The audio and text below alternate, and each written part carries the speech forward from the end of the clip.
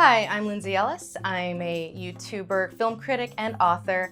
And for the month of January, I'm taking over Chelsea's Tuesday show on the financial diet, and we are going to talk about money and pop culture. Hey guys, it's Chelsea from The Financial Diet, and this week's video is sponsored by M&T Bank. And today, as you can probably tell if you are watching this video rather than just listening to it, I am in a completely new space. I have moved into my new apartment, which is extremely exciting, and if you follow me on Instagram, you've probably been seeing me posting a lot of stories about the move-in process and the decorating process. Here are a few of the photos of my space, and of course, if you want to see more of that, like I said, head over to my Instagram. But I'm gonna be filming here now, which is very exciting, and this is, the first space that we've found to film. It might change around a little bit depending, but I feel pretty good here. And I also encourage you to check out the last video that I made in my old apartment before we did the big move, where I talk about all of the things that were a good decision and that were a mistake when living in a 650 square foot apartment. This apartment that I live in now is about 950 square feet, so I no longer have quite the constraints that I did at that time, but all that small apartment living taught me has proved extremely useful in a space that's even bigger. So check that out. I will also link you to that in the description. And today I thought I would talk about something that I absolutely love as a subject, but which I think often can feel very intimidating or kind of exclusive, and that is rituals. A lot of times you'll read articles with beautiful supermodels that talk about their beauty rituals or their nighttime rituals or their food rituals. And you kind of get a suspicion when you're watching these videos or reading these interviews that it's not exactly totally honest. But when it comes down to it, a ritual is simply something that you do on a regular basis. And it does not have to be particularly aesthetically pleasing to have a huge beneficial impact on your life. I'm someone who used to be extremely chaotic in the way that she lived. I very rarely did things with consistency, and I often found the idea of a ritual extremely intimidating because frankly, I didn't even know if I could count on myself to be accountable each week. But little by little, I started changing how I did things. I edited out what wasn't working for me. I added in things that were. And without even really trying, by finding the things that I enjoyed doing, I was able to embrace these rituals on what is now at least a weekly basis. These have been the most useful and life-changing for me, and I encourage you to find yours. So without further ado, let's get right into the 6 weekly rituals that have changed my life. Number 1 is batch cooking. Now, I know that anyone who watches this channel knows that I love to cook, but something that may not come across as much is how much most of what I cook is something that is meant for at least several meals between 2 people. I basically don't make anything that either won't reheat for lunch the next day or ideally freeze for a dinner somewhere down the road. And that means at least once a week making something like a huge amount of pasta sauce or soup or a braised meat or something that can be portioned out and frozen for time immemorial. I didn't used to cook this way. In fact, I often used to approach each recipe and each night's dinner as kind of a blank slate, because I mostly enjoyed that fun experimental side of cooking and the presentation and the thrill of trying something new. But that is not a sustainable or affordable way to cook for oneself.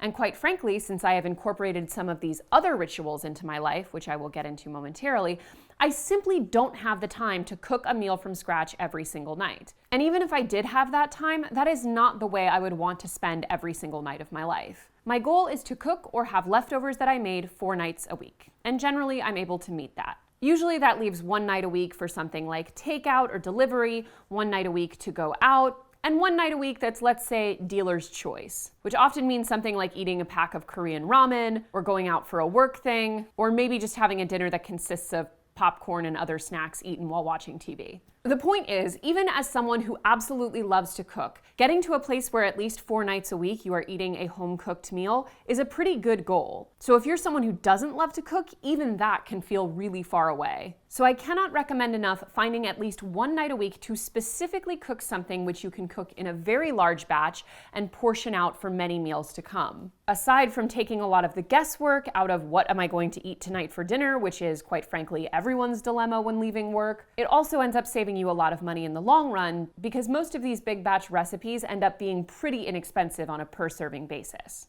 Batch cooking, it's what the professionals do. Number 2 is Pilates. Now listen, I don't want to be the person who talks about how much she loves working out any more than you want to listen to the person who talks about how much she loves working out. But all those annoying people who love working out are kind of right. It really feels good. And despite what you may assume, working out on a regular basis actually gives you more energy because your body is not constantly in a low-grade state of decay. Because of my move and traveling for the holidays and lots of other stuff, I haven't been to Pilates in like a week and a half, and I feel like I'm dying. But also I just feel kind of lightly disappointed with myself because I should be going with more regularity. I feel at my best when I'm going to Pilates 3 times a week. And it's not just because I'm getting a good amount of workouts in, it's also because when I'm going to Pilates, it prevents me from doing other dumber things with that time. For example, I usually go to either a class on a Friday afternoon or a Saturday afternoon, which is time that would be otherwise spent going to things like bottomless brunches or happy hours or shopping for crap I don't need or sitting on the couch for 3 hours watching TV shows I've already watched a dozen times. And the ones I generally make no matter what, Sunday and Monday night, are a really good way to stave off that low-key Sunday night depression and or start my week off on a really good note. As I mentioned at the beginning of this video, one of the things about rituals is that it's very difficult to enforce yourself to take on a ritual that you don't really enjoy. And for years, I tried to find some kind of workout routine that I would stick to. I found pretty quickly that no matter how fancy the gym, a membership to just a gym where you go in and figure out whatever you want to do and have no accountability and no teacher and no class setting didn't work for me. And the extremely expensive classes for things like reformer Pilates, which I generally don't do, it's so expensive, or HIIT or bar, generally left me feeling so guilty about the expense of each individual class that I never ended up going, or reduced the amount of times I went down to an absolute minimum, which sort of defeats the purpose of exercise. Point is, until I found a class that I enjoyed, in a setting that was very, very convenient for me, with a schedule that fit into my lifestyle, I wasn't able to make exercise any kind of ritual. But once I found those key ingredients, it became pretty effortless. I actually found myself wanting to go. Whether or not you want to hear it, provided you are able-bodied, exercise should be a regular part of your life. And it's up to you to find the kind of exercise at the kind of place that you can actually make into a ritual. Number 3 is my Saturday morning cleaning session. If you follow me on Instagram, chances are Saturday mornings are your least favorite time on that profile, because it's always just stories of me being like, I love bleaching my kitchen. And here's the thing, I used to hate cleaning on weekends. I was like, this is my time to enjoy myself. Why the hell would I do more stuff that feels like work? But the truth is, I used to just sleep in on Saturday mornings. So I was spending that time just being unconscious, which isn't really me enjoying my free time. Once I decided to start getting up earlier on Saturdays, and early is relative, I generally get up around 9 a.m., I found that those first few hours I was just sitting on the couch, browsing the internet, watching TV, and doing nothing, which is enjoyable to an extent, but is also a colossal waste of time, and something I can easily do on weeknights. So I decided to start cramming all of my deep cleaning into Saturday mornings. I dedicate a few hours each Saturday morning to doing all of the cleaning stuff that I usually avoid, like the bathrooms, deep cleaning the kitchen, floorboards, baseboards, that kind of stuff, changing linens, etc. Now, not only does this allow me to flex on the gram about how productive a human being I am, it's also a time to listen to the podcasts that I really love. And, by the way, a nice way to motivate myself to do this is I treat myself to the most extravagant and delicious coffee drink that I want during this time. But it also means that my house is generally quite clean all the time, and I don't have to constantly be worrying about it on weeknights when I am extremely disinclined to clean because I'm exhausted. Once that's done, the rest of the weekend is all to myself. It also, frankly, makes me appreciate the home that I live in much, much more. I used to be a very messy person, and I often thought that being a clean person was just kind of an intrinsic thing that you either are or you aren't. But the truth is, once you embrace cleaning on a regular basis and get used to the idea of having a clean home, it starts to really bother you not to have one. I am very convinced that basically anyone can become a tidy person. You just have to commit to doing it at least once a week on a regular basis.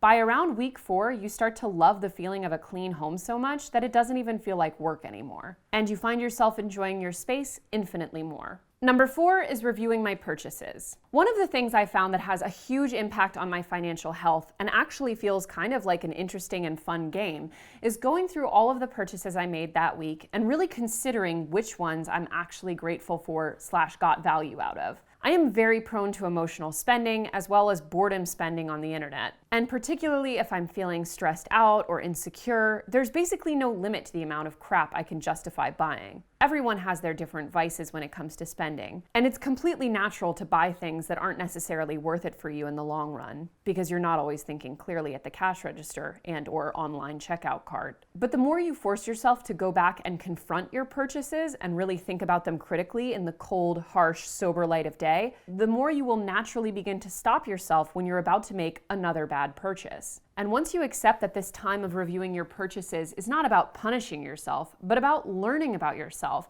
and making better choices every day, and it's actually a positive activity, you don't have to dread looking at it. I used to avoid looking in detail at my account statements like nobody's business, because I knew that what I would find there would likely make me feel like a complete POS. But now I give myself permission to look at those purchases, and to do so without any judgment on me, because I know that even in my error-prone moments, I'm still just making human decisions. Reviewing my purchases on a regular basis is something that has become an indispensable part of my day-to-day life. Number 5 is making a mood board. As I mentioned, I can be very inclined to purchase stuff that is really not worth it to me in the long run. And one of the most effective ways I've found to stop myself before either making a purchase that's a mistake or perhaps one that I could be better served to wait on until it's a better price or until I find a more inexpensive version of the item is to make a mood board of what I'm looking to buy. For example, as I mentioned, I have just moved into a new home, and that is obviously a time in which a lot of purchases can be justified.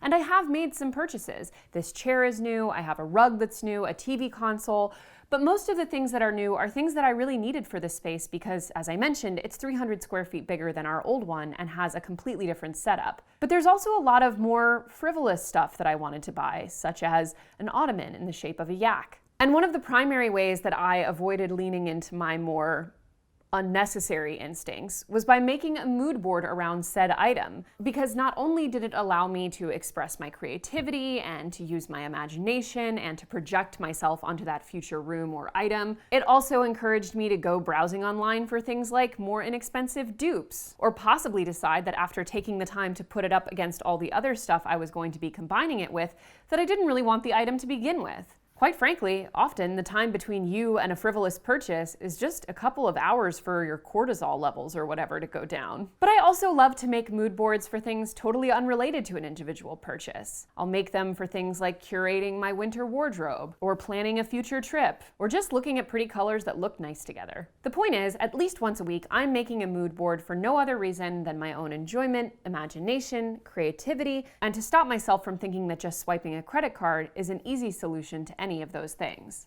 Number 6 is my Sunday evening prep. I am liable to fall into a bit of a spiral on a Sunday evening, just like any of you. But I have decided that the only way to fight the inevitable Sunday scaries is to take Sunday head on, look deep into that abyss, and say, I'm going to prep my outfit for tomorrow.